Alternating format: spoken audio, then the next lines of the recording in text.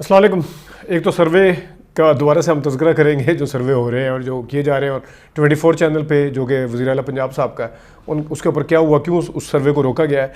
فرح گوگی کے حوالے سے بات کرتے ہیں. فرح گوگی کی آج خبر آئی کہ ان کے اثاثے جو ہیں وہ پہلے تو 97 کروڑ بتائے گئے تھے جب عمران خان کے عدم اعتماد آنے میں 2 دن باقی تھے. 2022 اپریل کی بات ہے, یہ اپریل 2022 تھا یا بالکل اپریل 2022 تھا.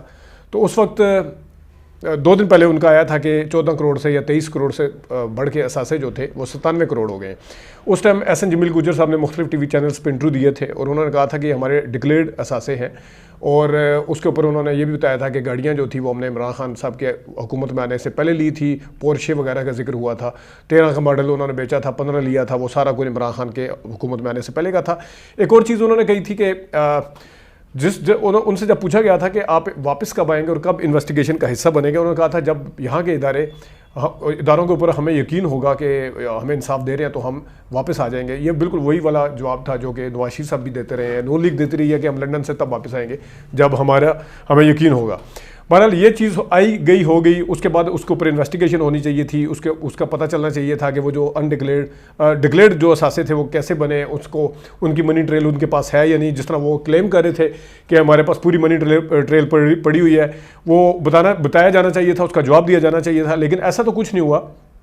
کوئی پتہ نہیں کہ ہمارے اداروں نے ان سے رابطہ کیا, وہاں کے ملک سے رابطہ کیا, ان کو اپروچ کرنے کی کوشش کی. جو بھی ایک تھرو پراپر چینل کسی کو لایا جاتا ہے ایکیوز کو, اس کے اوپر کتنا کام ہوا, اس کے اوپر تو کوئی بات نہیں ہوئی. لیکن ایک اور سٹوری آئی. اس وقت کی سٹوری جو تھی وہ کم از کم اس کے پیچھے اس کا والی وارث تھا, اس کا صحافی تھا. جو صحافتی زبان ہے اس میں صحافی لوگ ہیں, وہ پتہ ہوگا کہ میں کیا کہنا چاہ رہا ہوں. آج جو سٹوری آئی ہے یہ بالکل اسی طرح کے سارے چینلز پہ چلی, اچانک چلی. اس کا والی وارث کون ہے کوئی پتہ نہیں, کہاں سے آئی ہے کوئی پتہ نہیں, اس کا سورس کیا ہے کوئی پتہ نہیں. جب یہ چیزیں پتہ ہی نہیں ہیں تو کس طرح سارے چینلز نے ایٹ دا سیم ٹائم اس کو کٹ کیا. عمومی طور پہ جو ایکسکلوسیو سٹوری ہوتی ہے, یا تو جس طرح بالفرض دنیا نیوز پہ یا اے آر وائی نیوز پہ یا جیو نیوز پہ ایکسکلوسیو کر کے آپ نے دیکھا ہوگا واٹر مارک کے ساتھ چل رہا ہوتا ہے کہ یہ ہماری سٹوری ہے. زید گشکوری صاحب جو وہاں پہ ہوتے تھے تو وہ اپنی سٹوریز دیتے تھے. اسی طرح اے آر وائی کے ایک 2 رپورٹر ہیں وہ اپنی سٹوریز دیتے ہیں. سما پہ اپنی سٹوریز چلتی تھی. تو اس کے بعد پھر پتہ چلتا ہے کہ سٹوری لے کے کون آیا. ارشد شیر صاحب کرتے ہوتے تھے, ساری سٹوریز سامنے لے کے آتے تھے جو بھی, اور وہ پوری ڈیٹیل کے ساتھ. یہ جو آج ہوا ہے اس کا کوئی والی وارث نہیں ہے, کوئی پتہ نہیں کہاں سے ہے. اور اتنا بڑا اتفاق کیسے ہو سکتا ہے کہ سارے channels at the same time اس کے اوپر شروع ہو جائیں. تو یہاں سے سمجھ آتی ہے کہ یہ کیا چکر ہے, اور کس طریقے سے اچانک سے جو پردہ اسکرین ہے 9 نومبر علامہ اقبال والے دن کس طریقے سے ایک دم جو ٹی وی کی اسکرینز ہیں وہ تبدیل ہوتی ہیں, اور اس کس سٹوری کا ذکر ہوتا ہے. اور سٹوری کا ذکر کیا ہوتا ہے کہ 4 ارب 4.5 ارب تک پہنچ گئے اثاثے, اور یہ ہے وہ. اچھا, اب یہ انڈکلیئرڈ اثاثے اگر سامنے لے کے آئے ہیں تو یہ کون سے دور میں ان کے بنے تھے. یہ 102 اکاؤنٹ جو لے کے آئے ہیں, اکاؤنٹ کو ٹریس کرنا بالکل بھی مشکل کام نہیں. میرا اور آپ کا اکاؤنٹ ایک بینک کا نمائندہ جو کریڈٹ کارڈ کے لیے یا آپ سے کوئی اور سروس آفر کرنے کے لیے آتا ہے تو وہ آپ کے اکاؤنٹ 1 منٹ میں آپ کو بتا دیتا ہے کہ آپ کے کس بینک میں اکاؤنٹ ہے. آج کل تو ایپس بھی ایسی آئی ہیں. یہ والے جو 102 اکاؤنٹ ہیں, کیا یہ 2022 میں اپریل میں جب آئے تھے اس ٹائم ٹریس ہوئے تھے یا نہیں ہوئے تھے؟ اگر نہیں ہوئے تھے تو کیوں نہیں ہوئے تھے؟ کیا اس ٹائم یہ اکاؤنٹ تھے یا نہیں تھے؟ اس کا جواب تو ایس این جمیل گجر صاحب بھی دیں گے اور ادارے بھی دیں گے. لیکن اس ٹائم جو بات ہوئی تھی وہ اکاؤنٹ کے ساتھ ساتھ یہ کیا اکاؤنٹ اس ٹائم بنے تھے جب عمران خان صاحب کی حکومت تھی؟ تو اگر اس ٹائم بنے تھے تو پھر ان کو 2022 میں کیوں ٹریس نہیں کیا گیا؟ یہ جو انڈکلیئرڈ ان کی رقم سامنے آئی ہے یا اثاثے سامنے آئے ہیں, یہ 2022 میں کیوں نہیں پکڑے گئے؟ آج اچانک سے کس طرح ایک دم سے یہ سٹوری سامنے آتی ہے اور ساری ٹی وی اسکرین اس کو چلانا شروع کر دیتی ہیں. اور یہ ایک پاکستان کے اندر ہوتا آیا ہے. نیب کو یا تو آرم ٹویسٹنگ کے لیے یوز کیا جاتا ہے یا پھر اس طرح ریلیف دینے کے لیے یوز کیا جاتا ہے, جس طرح آج کل پریویس اس میں دیکھ رہے ہیں. تو یہ جتنے بھی کیس ہیں, خواہ وہ نواز شریف صاحب کا ہو, خواہ وہ حدیبیہ پیپر ہو, خواہ وہ کوئی بھی ہو, تو اس کیس کے حوالے سے بھی وہ کیس اپنے منطقی انجام تک کبھی نہیں پہنچتے. اچانک سے کیس سامنے آتا ہے, اچانک سے کرپشن سامنے آتی ہے, اور پھر ایک دن پتہ چلتا ہے کہ کچھ بھی نہیں ہے, سارا کچھ وہ ہو گیا. نہ ملزم جو ہے وہ معصوم ثابت ہوتا ہے, نہ ملزم جو ہے وہ مجرم ثابت ہوتا ہے. تو پھر کسی اور وقت کے لیے شاید یہ رکھ لیا جاتا ہے سارا کچھ. تو یہ تو ہے ایک جو فرح گوگی کی سٹوری تھی. تو اس کے اوپر جو سوالات تھے جو اٹھتے ہیں, باقی جواب وہ خود آ کے دیں. کرپشن کتنی کی, اس میں کون کون ملوث ہے, اس میں پی ٹی آئی کی اس وقت کی حکومت کا کتنا ہاتھ ہے, وہ تو خود دیں گے. لیکن ہمارے اداروں کو ان کو بلا کے ان سے انویسٹیگیٹ ضرور کرنا چاہیے, بجائے اس کے کہ صرف بس کہانیاں خبریں جو ہیں بریکنگ نیوز کے طور پہ پیش کی جائیں, تاکہ ایک چیز کا پتہ چلے کہ دودھ کا دودھ ہوا ہے یا پانی کا پانی رہ گیا. اس طرح دوسرا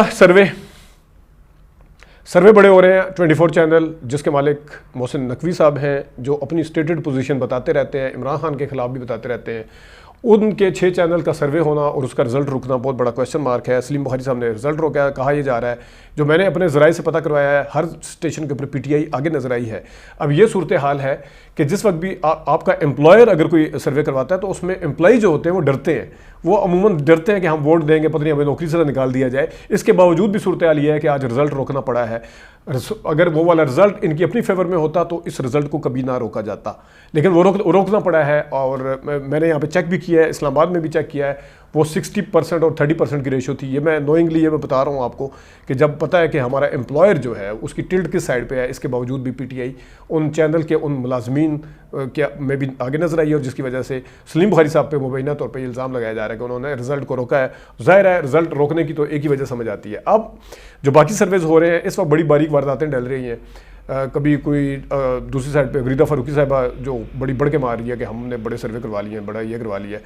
تو غریدہ فاروقی کی کتنی کریڈیبلٹی ہے, غریدہ فاروقی صاحبہ جو ہے کس طرح ٹویٹ کرتی ہیں, کس طریقے سے جو ایک دم سے کسی کے خلاف اگر عمران خان کے خلاف کوئی ٹویٹس آتی ہیں تو یہ بھی انہی لوگوں میں شامل ہیں جو اپنا جو ٹیکس بھی ٹویٹ کر تبدیل نہیں کرتی ہیں اور وہ کر دیتی ہیں. آپ سمجھ رہے ہوں گے میں کیا کہہ رہا ہوں. تو ان سے اگر سروے کروایا گیا تو ان کو چاہیے کہ پروگرام دکھائیں. پروگرام اگر دکھا بھی دیتے ہیں, دن کے ٹائم سروے ہو, شام تک بڑا ٹائم ہوتا ہے ایڈیٹنگ کرنے کا, عمران خان والے سارے ساؤنڈ نکال دیں, جو نواز شریف کا حق میں ہیں تو وہ سارے رکھ لیں. تو یہ بھی بڑی باریک واردات ہوتی ہے. 3-4 اچھے چینل اگر جا کے سروے کر لیں جس کے لوگوں کو میکسیمم لوگوں کو یقین ہے, محمد میر صاحب جا کے کر لیں, کاشف صاحب تو خیر بند ہیں, ایئر وائی کا کوئی ایک آدھا اینکر کر لے, سما کے بھی جو کریڈیبل اینکر ہیں وہ کر لیں, دنیا کے بھی ایک آدھ کو چھوڑ کے وہ اینکر جا کے کر لیں, عوام کے اندر جائیں, جا کے پروگرام کریں. کون سی راکٹ سائنس ہے پتہ چل جائے گا, 50 کا لے لیں, 100 کا لے لیں, جتنے کا بھی لیتے ہیں. اور میں نے آپ کو بتایا بھی تھا کہ نواز شریف کے واپسی سے ایک دن پہلے منیف فاروق جو کہ سما کے اوپر پروگرام کرتے ہیں, منیف فاروق صاحب جو کہ عمران خان صاحب کے حوالے سے آپ کو پتہ ہے کہ کیا کس قسم کا موقف ہے, سما کا بھی موقف کس قسم کا, وہاں پہ جو کچھ چلا تھا وہ آپ دیکھ سکتے ہیں, ریکارڈ کے اوپر ہے. وہاں پہ پی ٹی آئی کے ووٹر زیادہ تھے. پھر شہزاد اقبال کا پروگرام مبشر ہاشمی کر رہے تھے. مسئلہ یہ نہیں ہے کہ مبشر ہاشمی کر رہے تھے یا شہزاد اقبال کر رہے تھے, مسئلہ یہ ہے کہ وہ جیو کے اوپر چلا, اور جیو پہ بھی یہی والی ریشو تھی. خود اقرار الحسن صاحب آج کل بڑے ٹویٹر کے اوپر پتہ نہیں کس قسم کے پول لے کے لوگوں کو حیران کرنے کی کوشش کر رہے ہیں, لیکن آپ دیکھ سکتے ہیں کہ وہ جو ٹویٹر کے اوپر تو حالانکہ نون لیگ خود بھی مانتی ہے کہ عمران خان صاحب سے آگے کوئی نہیں ہے, تو وہ یہ اقرار الحسن کو کریڈٹ جاتا ہے, یا ان کی ایک فنکاری ہے کہ جس میں اس میں عمران خان صاحب کے قریب پہنچانے کی کوشش کر رہے ہیں, بڑا زور لگا رہے ہیں نواز شریف صاحب کو. میں کل ریزن بتا چکا ہوں, لیکن ان کا پروگرام جو گراؤنڈ کے اندر جا کے تھا وہ زیادہ کریڈیبل ہے. وہ جو نواز شریف صاحب کے آنے سے ایک دن پہلے دیکھا تھا, 20 یا 19 اکتوبر کو چلا, آپ دیکھیں اس پروگرام کو, اس میں آپ کو پتہ چلے گا کہ لاہور کہاں پہ کھڑا ہوا ہے, اور آپ گن لیں کون کتنا, کس طرح نون لیگ کے ووٹر جو تھے وہ نواز شریف صاحب کے حوالے سے کیا کہہ رہے تھے. گیلپ کا سروے تو آپ کو پتہ ہی ہے, وہ ٹیلی فون کے اوپر ہوتا ہے. میں اکثر بات کرتا رہتا ہوں, ٹیلی فون کے اوپر سب سے آسان سروے ہوتا ہے, نہ سیمپل کا پتہ, نہ لوگوں کا پتہ, فون کالز ہوئی نہیں ہوئی, کیا ریکارڈ ہے, کچھ بھی پتہ نہیں ہوتا. فارم میں تو پھر کچھ نہ کچھ دکھانا پڑ جاتا ہے. لیکن اس ٹائم سوشل میڈیا کے اوپر اور اگر مین اسٹریم میڈیا کے اوپر مائک ہاتھ میں پکڑ کے آپ بازار جا کے سروے کرتے ہیں, اس سروے کی کریڈیبلٹی ایز کمپیئر ٹو یہ فون کے سروے اور یہ فارم والے سروے سے زیادہ ہے. اگرچہ اس میں بھی ایڈیٹنگ کا مارجن ہوتا ہے, لیکن چلے اس کو زیادہ مانا جا سکتا ہے. چلے اگر سروے اس کے حق میں اب لانے کی کوشش کی جا رہی ہے, فنکاریاں دکھانے کی کوشش کی جا رہی ہیں, تو ٹھیک ہے, پھر وہ الیکشن لڑنے کے لیے لیول پلینگ فیلڈ بھی دے دیں اور اوپنلی جا کے جلسے کرنے کی بھی اجازت دے دیں, تو وہ سروے جو ہے وہ خود بخود سامنے آ جائے گا. ناظرین ابھی تک کے لیے اتنے, اجازت دیجیے, اللہ حافظ.